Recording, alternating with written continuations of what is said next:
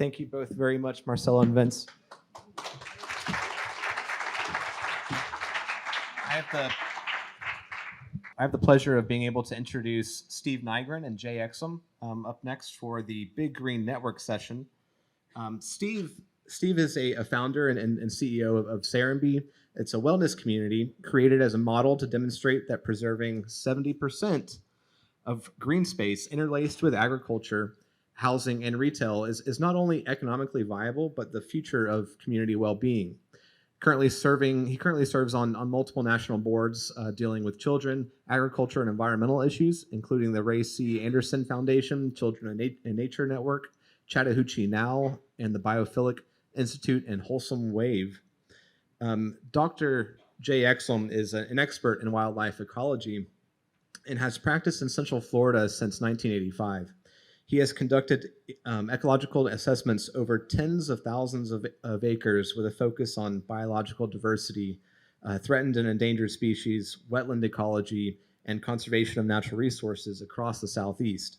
Jay has facilitated comprehensive plans for counties and regional conservation strategies for various natural resource agencies. So with that, Steve, I would like to turn it over to you now.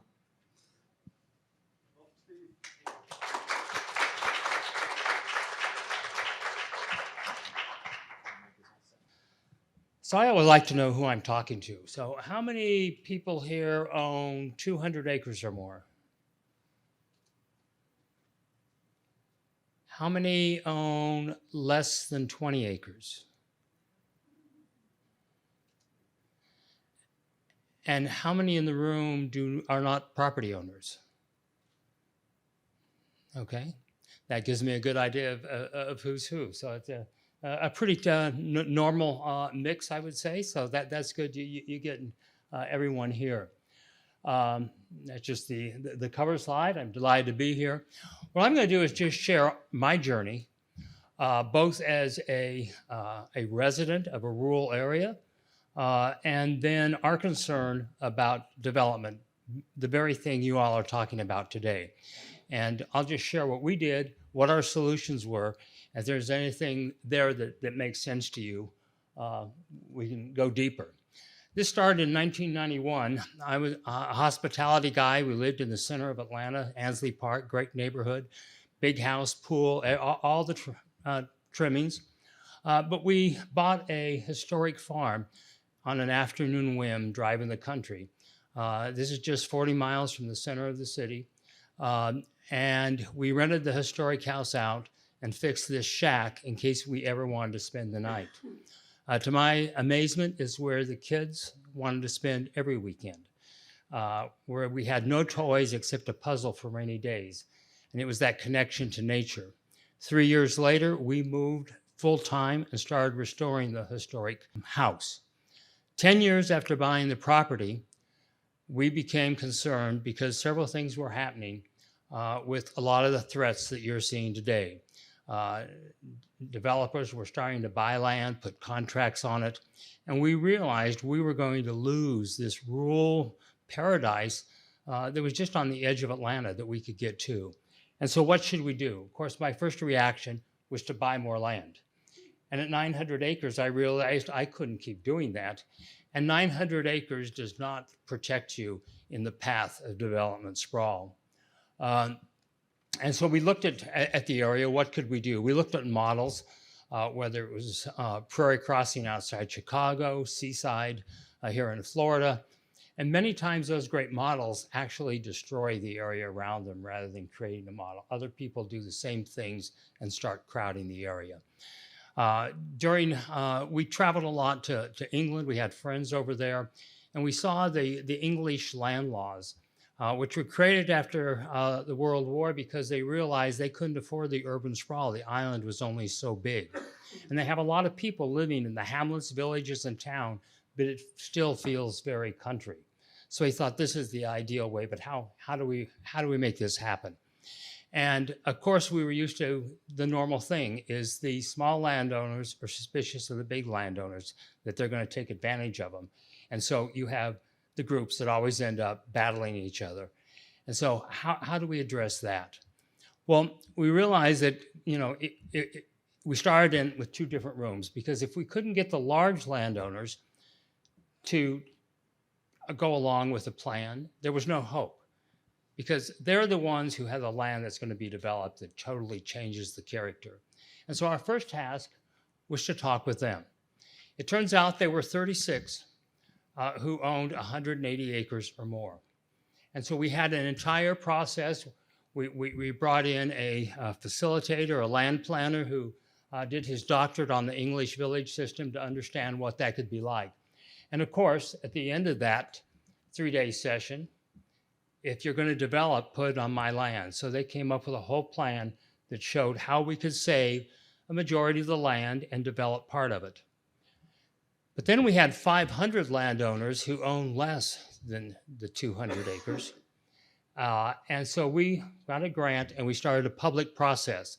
Huge turnout, public meetings. We initially started with coffees and public meetings, did some great visual surveys, and we found that what people wrote they wanted was completely different from what they visually chose.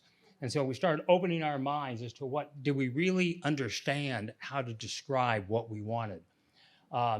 So through the end of 5 public meetings and all these coffees and education, they came up with a map, and it's not in my backyard.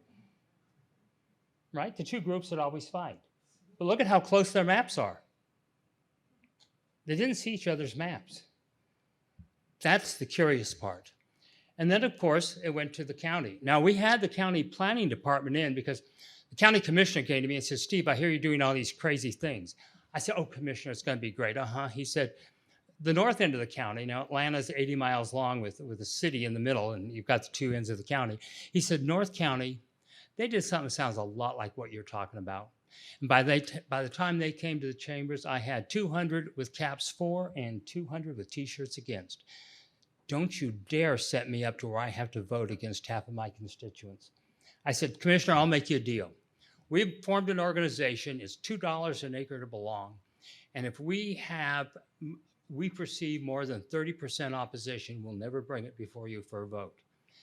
And I said, "I need your support and the support of the planning department." He gave it to us, and we proceeded. And so there were 16 other departments. So we almost lost it with Public Works because they had already floated bonds for a sewer that was, the traditional sprawl. But we got them through, and if you're going to put development, put near the infrastructure. By the time we got the vote, we had 80% support. The 20% that didn't support us also never opposed us. They just stayed home. So here's from 3 different filters, and look at how similar the maps are. And so this is with everyone coming at the same situation, the same possible solutions to choose some, and will many times come up with the same answer.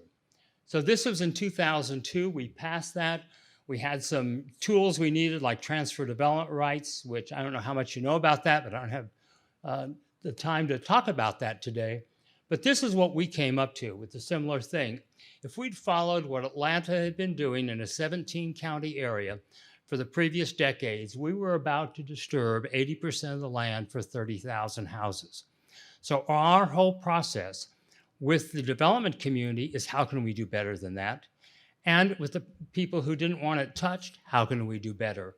And if we work together, and our zoning will yield a 30% disturbance, we'll put 20% more housing in. Now, the way on the left is totally vehicular oriented, where right is pedestrian oriented. And so it's a huge difference. Talk about what it does as far as your greenhouse gases. We're getting all those kinds of proofs as to the real change it makes to where development is not a total opposition. So I just looked at the number of Lake Wales. I understand that you have about 6,600 households, 1,200 acres. So you're about 1 household per 1.9 acres, just the statistics as I understand it. So you're facing one of the big things is, what are you going to do? Because you've got all this additional land that surrounds you. Obstacles to development of model community, zoning. You're about to address this, and here getting your vision and the zoning written and what zoning rules happen are huge. Government regulations, I mean, this comes all federal and everything. Community attitudes, that's what you're showing up here today and your neighbors. Lending institutions, they are so used to looking in the rear view mirror that many times what you come up with, the developer has a hard time funding.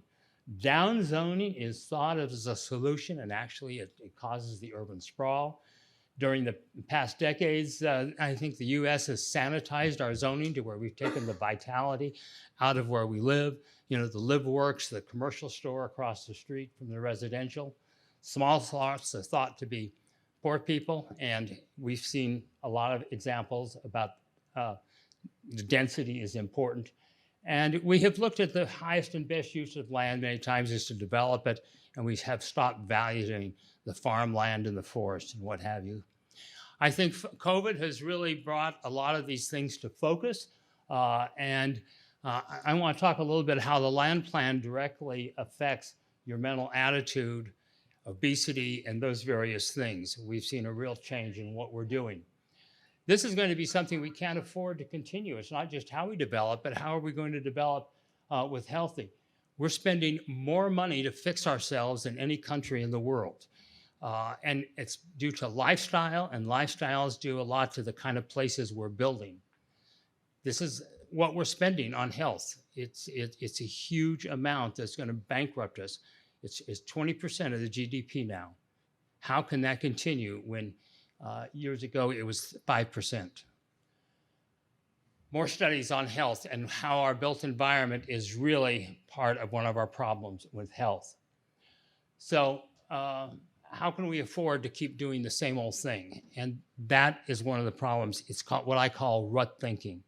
Community after community continues to do the same thing, expecting a change. How can that be? So I'm going to share with you what we've done at Serenbe.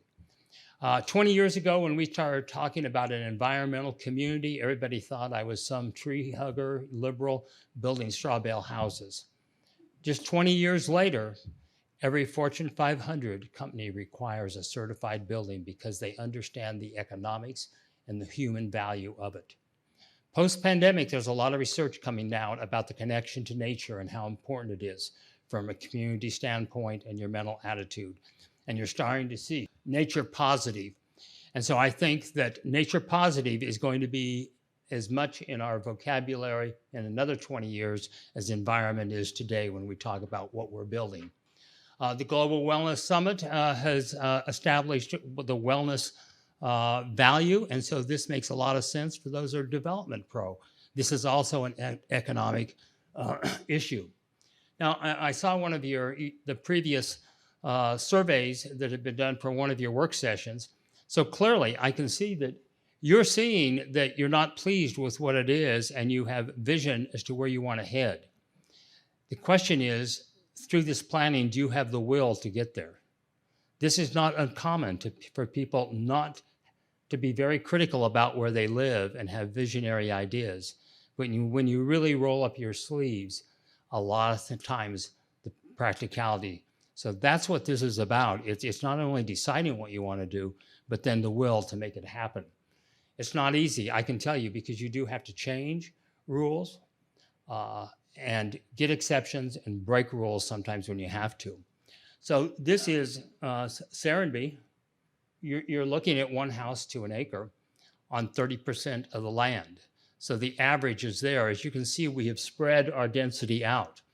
Now, different than some of the models that you talk about, we talk about a pedestrian grid. So you don't see our grids, but it goes through, there's grids through all the forest and the preserve land, so you're constantly in and out. The vehicles go around, so we do not have a vehicular grid. As I said, it's 1 house to an acre. You can see where it's dense. It can be very dense. We have anywhere from an acre lot to 17 units to an acre. Those are fee simple units. That doesn't include, the apartment buildings or the condos that are, of course, multiple to an acre. We have the farm pulled right up to the back of the houses. So all our people know the farmers. They're at the farmers market. Kids hang over the fence talking to the farmers. They volunteer on the farm. We have blueberry bushes at all the crosswalks. We have edibles throughout. For the whole environmental issue, we don't allow lawns because generally that is a chemicalized atmosphere if you're going to have an ornamented area. And a point on that is 160 kids at Serenbe today, there's not one reported case of asthma. Statistically impossible in the United States today. Our obesity level of overweight is way below the national average, all because of how you build a place. We have front porches pulled near to the sidewalk, which we've talked about. During COVID, we did not miss a beat. Even when school was out, the kids could go running down the neighborhood talking to their friends who their front porches were 10, 12 feet away. So it's how we build it addresses a lot of those issues in cases like that. We're connected all the times. We didn't have to have a pandemic to bring it about. We walk out the front door to the various restaurants, 5 restaurants, shops, and this is increasing all the time, the more activity. In fact, our civil engineer just told us that the cars per household that they've measured at Serenbe and in coming out of Serenbe is 1/4 houses in the general area. So people can walk to what they're doing. Kids can walk to school. And then we have nature right out the back door as well. So it's that combination, as you saw from our land plan, to where you're both in a village and you have nature a few steps away. And then throughout the community, we have pockets where people gather, green pockets, an area, so you don't have to go out. So it's not that your house is where everything is, it's the community. One family said they had a tradition. When they unlocked their door, they said, "We're home." But after they moved to Serenbe, the kids started, when they pulled into the community, they said, "We're home," because they live in the whole community, not just the 4 walls of the house. Now, this is a good example. In the 40,000 acres that we rezoned, and now we became a city in 2007, we're in the very southern end. In fact, we're on the county line, and part of our property is across the county. There's 25,000 acres in the neighboring county, and we tried bringing the landowners there in with the same vision and overlay. 20 years ago, they decided they preferred a down zoning route rather than the clustered zoning route that we did. And they did not do the overlay. Now, our property that is across the county line, we have annexed now into the city, so it's under the same regulations, even though it's in the neighboring county. It was interesting. We got a Tesla, and anybody has Tesla, they have these big screens. And you got the map, and you can see, way, on the side. And it was fascinating. I was driving the other day, and I said, "Wow, look I didn't realize all the housing that are in that forest right next to me." And so up where Serenbe is, I'll show you a picture of that. You've seen some. This is what's happened to my neighbor's lands. One lady told me the other day, she had stopped me, and she says, "I sure wished we'd listened to you 20 years ago. You can't believe what's happened to our road. There's so much traffic on it."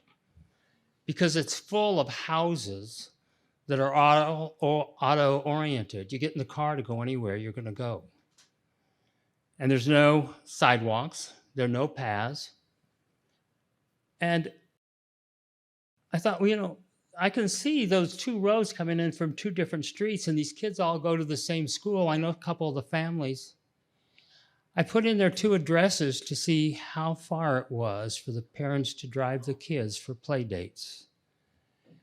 And it is 9.3 miles by car, 17 minutes, and their houses are 2,500 feet apart, with no trails and no connectivities. And we wonder why we kids today have an obesity problem or on screens, because we've created prisons for them. It's not the playgrounds. That's one of our huge issues today, and it isn't just the kids. So here you have these, it takes 17 minutes to drive. At Serenbe, our 160 kids are within walking distance within those 17 minutes. We have one of the biggest things people see are the free-range kids. And we're working on a whole program now for free-range elders. So you look at the economics of the balanced growth. Chattahoochee Hill has 39,000 acres. Serenbe has 1,400 today. We have disturbed 200 acres. Now, this is an area that when we started had reduced services. It took forever to get a policeman or a fire engine because the area was not supporting, the taxes were not supporting the services. You know, this was farmland. This was poor housing. The local school, 96% of the kids are on free or assisted lunch. So Serenbe, we realized our responsibility was to bring a tax base in. We've disturbed 200 acres. We now represent over 60% of the tax base for 40,000 acres, with now a full-time police, full-time fire, full-time public works taking care of all the country roads. And get this, in the last 10 years, we have rolled the millage rate back twice. So the farms and the lower priced houses, while they're appreciating in value because of what we're doing, their taxes are going back down. So there are solutions that work for everybody. And there, you know, a lot more I'd love to tell you about how we've addressed this from a health, the transfer development rights, so that the small property owners are participating in the economic development of the area without having to sell their land. Many times they've been on it for generations. My neighbors have been there for 8 generations now, and because of this land plan, they're able to stay. Other people who want to get economic development out of it, they can sell their development rights and it still stays country. So it makes a lot of sense in what can do. Connections to nature and each other are the most authentic ways of placemaking. The research is coming out today that shows us that our mental attitude depends on how we connect with one another and how we connect with nature. Yet we've been building places that disconnect us from both for the last several years. And we wonder why we have a health and mental crisis in this country. It's a lot about how we have decided to build our communities and the times to change. And you have that opportunity now. Here's a comparable. Everyone is looking in the rearview mirror many times and doing the same thing. It's a lower cost to the developer to build in density. In fact, the infrastructure is 40% to both install and maintain in that version. Auto dependency, we are just trying to understand what it costs. And you know, shuttles, car services, we don't all have to own that big car anymore. And our households are going down 3 households to 2 to 1. It's all available. The lower density gives mobility, and one of the things plaguing America today is our health. You know, all of our lifestyle are the things that are causing our problems, because we've been building places that don't create that normal activity. Isolation is the other big thing. As we're spread out, we don't do sidewalks, we're isolated, and that's causing a lot of the problems. And we've got proof positive on the lower property values. In my neighborhood, that neighborhood I showed you, I checked some of the values that they're getting for the same 3 and 4 bedroom houses, same size we have. They're less than half of what we're getting. So the economics is there in how to do it. We're also doing a lot of things for affordable housing. Rural studios, we have some of the models on affordable housing. So this isn't just for the rich people.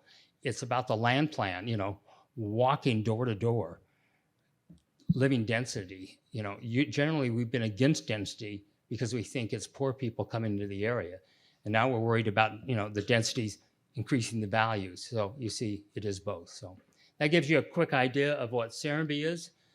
come to visit. We're not that far away. We're just on the southwest edge of Atlanta, and you can see how it's happening and talk to anyone who's living there and talk what the difference is, as well as people that are landowners in the general area, and ask them what they think of it. Thank you.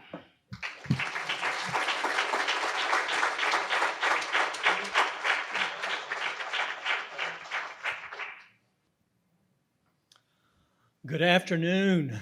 Thank you all for showing up, and even more, thank you for sticking around. My goodness gracious. I am the last speaker.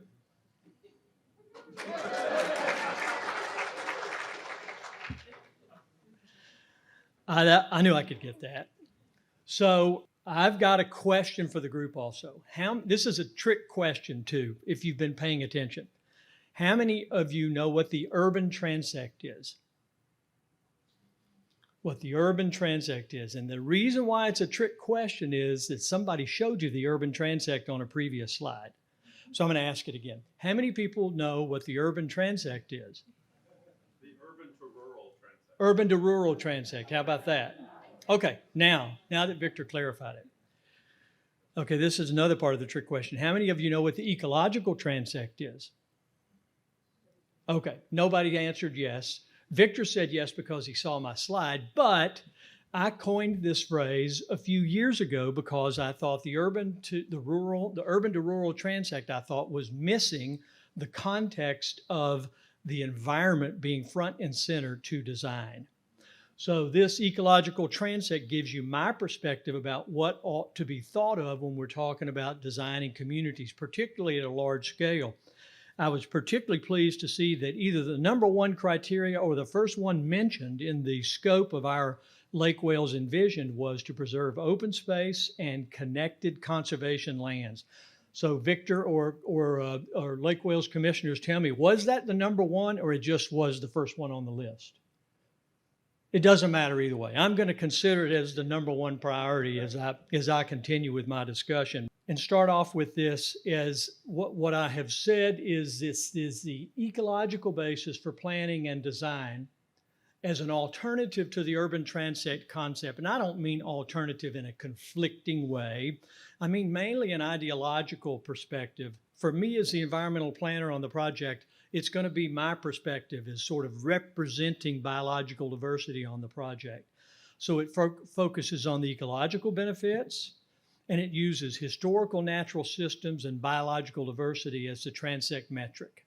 So as I go through, and if you probably saw those urban core to rural preserves in that urban to rural transect, I've sort of flipped that and said the number one element of the transect is wilderness.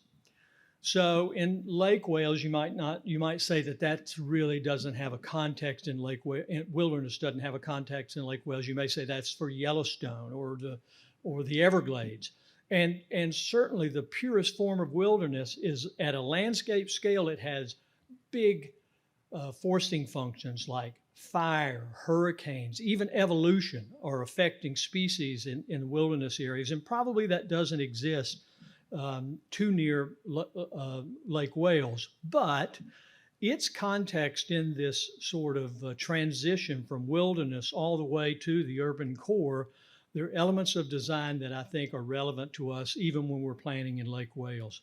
So the rest of these, where the natural component is there, but perhaps there are roads there, maybe there's agriculture, maybe there's scattered settlement, to fragmented, which occurs in many suburban areas. Those areas with detailed attention to design, even here in Lake Wales, we can sustain ecological function. And that's the objective long-term for the environmental plan and why it's relevant in this transect. So again, thinking about how this slide, my graphics folks that put this together, there's a context that wilderness is a much larger area than the area where development is concentrated. Again, may not be exactly the case in Lake Wales, but across Florida, if you think Lake Wales to the Kissimmee River, maybe there's a focus on wilderness or natural reserve design, that takes up the majority of this transect, and focused, concentrated development is a small portion of the overall transect. So you get the context here, where it goes, where the urban transect goes from urban to natural or at least rural preserves. Here we're talking about large-scale conservation, and somewhere in between, in this area where there's fragmented or even isolated preservation, that's where we want to focus on the design details for this project. So again, thinking through the kinds of things that exist in the wilderness area, there's limited roads, there's those natural influences I've talked about, and there's native biological diversity. Closer towards the urban transect, though, we can prevent the use of toxic chemicals that pollute downstream, protect groundwater recharge, minimize water use. We might also have high maintenance landscapes that are okay in the urban context because they don't have far-reaching effects. So you think about all the elements of design, controlling exotic species, managing for biological diversity. They take place in different contexts along this ecological transect. How they are different. The urban transect is anthropocentric, meaning human-focused and potentially self-serving. I threw this slide in here, and I sent the slides to Victor to allow him to edit if he wanted to, but he didn't edit, so I kept it in here. This potentially self-serving part, in some cases, the traditional neighborhood design is not used with the greatest integrity, as Victor and his teams and the people that have presented today have. Sometimes that term can be used just to maximize profits, or with a context that's not really, doesn't meet all the criteria that Victor had in his presentation this morning. The ecological transect, on the other hand, from the purist standpoint, is biocentric. It's focused on natural biological diversity, and you can quantify which species are present, which focal species do you want to manage for, does the site allow the same level of flow in rivers and streams and groundwater recharge, et cetera. And you can quantify that and make changes to restore various locations along the ecological transect. Still, I think the two transects have a primary convergent purpose. They have a lot of convergent purposes, but one of them is to minimize the human footprint to maximize conservation of natural resources. So if you think about how the whole concept can be applied here, how can we achieve this? And conservation of natural resources may be biological diversity, but it may be related to water or exotic species or toxic chemicals or what have you. So again, I've kind of addressed this already. Those general design themes, I went through the transect in order to say, what's the focus all the way from wilderness to the area that I've called extirpated, where biological diversity has, for the most part, been removed or extirpated. I came up with, for every one of these transects, and for the none of you that care to hear the details this evening at the community meeting, you can pull me over and I'll give you this for all of them. But I just wanted to let you know, in terms of, I've come up with these sort of design standards that talk about the biodiversity characteristics, resource objectives, conservation actions, and then design considerations. And I'm going to go through a few design considerations as you move along this transect. But to some person's point earlier, all the transect zones should include approaches to reduce greenhouse gas production, hazardous waste disposal, toxic emissions. There's probably a litany of other things that, no matter where you are on the transect, there's an environmental sort of philosophy that is applied across all projects that the city approves. So just going through what some of these design characteristics would look like. The extirpated, at this urban core, extirpated natural diversity. So there's little natural diversity left, but a primary function here ought to be that it is ecologically benign, in the do no harm. Don't do any more harm to the natural environment.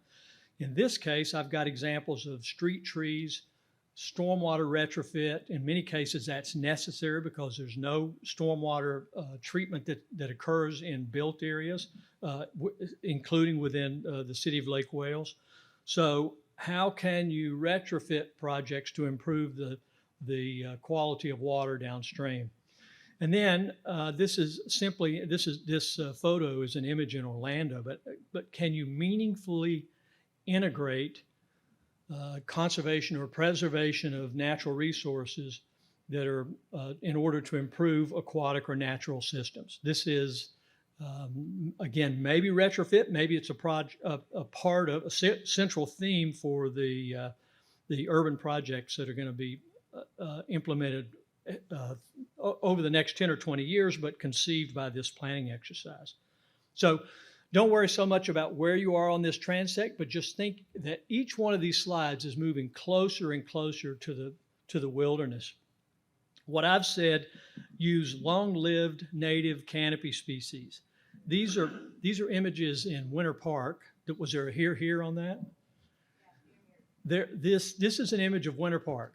So for those of you that are birders, when I was walking into the to the visitor center this afternoon, there was a palm warbler in the parking lot, a migratory species. The canopy in Winter Park is filled with migratory bird species in April and October. So some palm warbler is not really a canopy species, but it would be filled with, say, northern perillas, who don't look at the canopy that you see there as anything different than it might have looked 400 years ago. So it's filled with migrating birds twice a year. That's an excellent design objective to make sure that from the air, this doesn't look any different to a migrating bird. And it's native, long-lived canopy species. So again, moving down this transect, as we get into the area where there's some natural environment left, let's make sure that we minimize the area of high maintenance landscapes and we start to prescribe native plants. In part, that's because there's a greater opportunity for habitat. Another reason is we don't want exotic plants to be moving into natural systems. We also want to plan for access to the isolated conservation areas that exist via trail networks. I'll talk about that again in a second, but we've got that opportunity as we move into areas where there are some protected natural areas. Seek ways to incorporate natural lands as active classrooms. And I think about Bach Tower being so prepared to be the environmental classroom for this portion of Polk County, or certainly for the city. The things that could be communicated, I'm sure the things that are already communicated, but if this were the sort of the bastion of environmental learning in this part of Polk County and for the city, this would go a long way towards making sure people were educated about the right things to do to protect the natural environment. Incorporate wetland habitat in stormwater systems adjacent to conservation lands. I say this, and so there are two images on the screen. One of the images is of Monet's garden in Giverny, France. Do you recognize which one might be Monet's garden? It's the lower one, but the stormwater pond that's on the other side, that's on top, is in my backyard. Not necessarily as creative, but we can be creative. These don't have to be boring square ponds with no littoral zones. Let's be creative about the design and their function. Perhaps Monet would be proud when we're done with some of our stormwater systems. Again, continuing through this continuum of preservation of natural lands, and here at Bach Tower, there's a great network of trails, but thinking about all the places where there's the ability to put trails into natural areas, and I'll go through a few of these that you all know, within close proximity to the city. Only natives, no fertilizers, no herbicides as we get closer to the preserves. This is a problem that I hope we have. How many people have deer in their yards? Anybody here? So I think certain species, deer being one of them, have become adapted to humans different than they were 30 years ago. And that means that we've brought natural habitat into the communities. It creates its own problems, but this question of the effects of rabbits, deer, and even bear, it would be great if we had interconnected open spaces that cause problems with animals that we think about living in large scale preservation areas. And then by the time we get to these rural preserves, we are simulating wilderness experiences so that you can have a hike where you're immersed into solitude. You get that in places like Tiger Creek Preserve and don't have to go very far for it. And you create wilderness-based recreation plans to make sure that people have that kind of experience. And then finally, at the edge of the wilderness, we have to worry about monitoring human activities. We have enough preserves around the city where this is relevant. Let's not do damage from human activity. I want to encourage human activity without it causing impacts. So this notion of wilderness may seem like a far-fetched idea, like we have no potential for this. But if you think about an ecological transect and where it could begin along the edges of the city, Tiger Creek Preserve could be one of them, where from Tiger Creek Preserve, we think about conservation strategies that emanate from its boundaries. There's already great scrub, flatwoods, wetland protection, and maybe those themes could be continued in areas adjacent to it. Lake Wales Ridge Wildlife and Environmental Area, and I'm really talking about the Stewart property at the corner of Mountain Lake Cutoff and 27. That also is, and I worked on that 20 years ago during the transaction, during its sale. Sand skinks, this is the sand skink trail that some of you may have seen. Sand skinks, blue-tailed mole skinks, protected plants, and it's at the corner of US 27. How does that create a template for how that kind of scrub conservation continues across the rest of the municipal utility service area? Babson Park to the southeast, same thing. How does that serve as a part of a conservation strategy that we continue across the planning area? And then, of course, right here at Bach Tower Gardens, with the restoration strategies that David and his crew have implemented here, this, to me, could be a learning center for how restoration occurs, how the trail system brings people into natural areas, how conservation is done through a land trust. It's so exemplary of how conservation strategies can be successful even within an area that's so highly disturbed. To that end, and not to go over all of these, I simply want to say that I've implemented probably every one of these tools at some point for some local government across the state. And it takes every tool in the tool shed to maximize the value of conservation, whether it's land acquisition, supporting a land trust, making sure you get all you can from partners, whether it's Polk County or the Water Management District or the Fish and Wildlife Service, how you maximize other people's money, as they say. And then at some point, policies, codes, regulations, how those can be implemented to create the vision that you want. And so my role on the team, and I would appreciate any input from y'all that have a unique perspective about it, is to make sure that the environment and natural resources and that priority of open space and conservation lands is considered at every step. So that's the objective, and thank you for your time.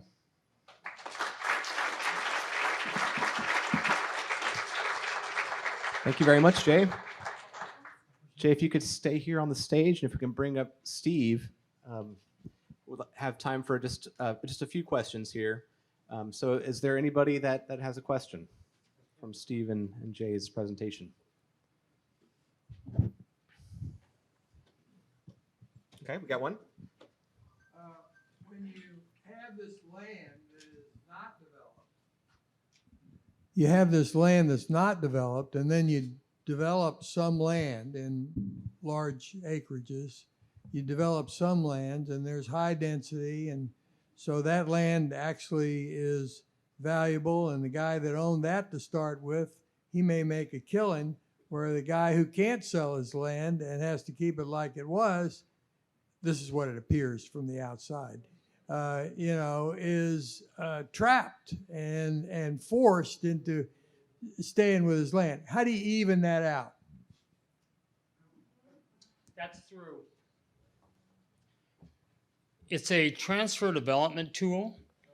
And so your value actually goes with the development right versus the raw acre of land.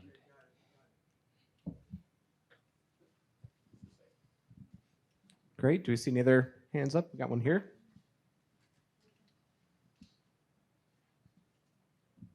Jay, I worked with you on the transfer to this, actually to the, I guess it was through the Nature Conservancy, the Stewart land that you made. I was representing the Stewart family, but now that that's in basically, I guess, the trustees of the Internal Improvement Trust Fund in state ownership, how receptive is the state to opening up that lands, opening up those lands to the city of Lake Wales in terms of being able to take advantage of that large tract that's just to on our northern boundary?